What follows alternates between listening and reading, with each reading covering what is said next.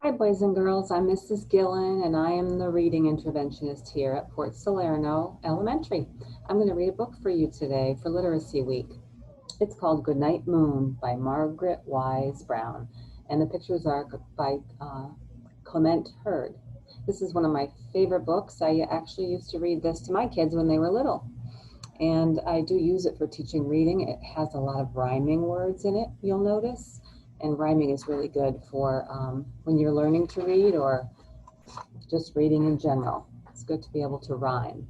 So, in the great green room, there was a telephone and a red balloon and a picture of the cow jumping over the moon.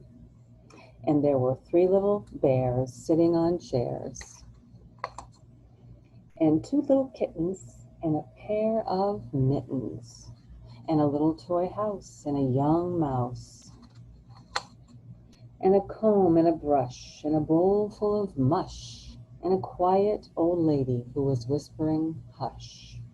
I'm thinking the mush might be oatmeal. Good night, room. Good night, moon.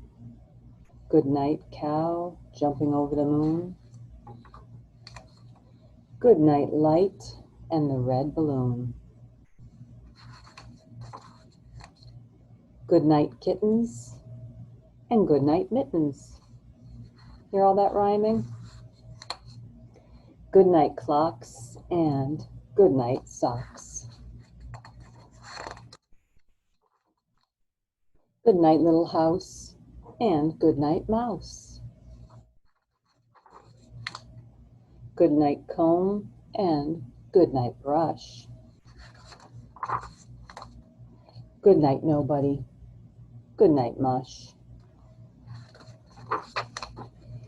And good night to the old lady whispering hush. Good night, stars. Good night, air. Good night, noises everywhere. And that's the story of Goodnight Moon.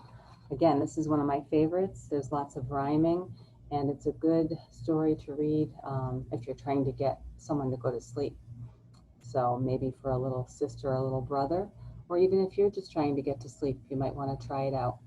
If you want to borrow it, come on down to my library. All right. Bye, guys. Have a good week.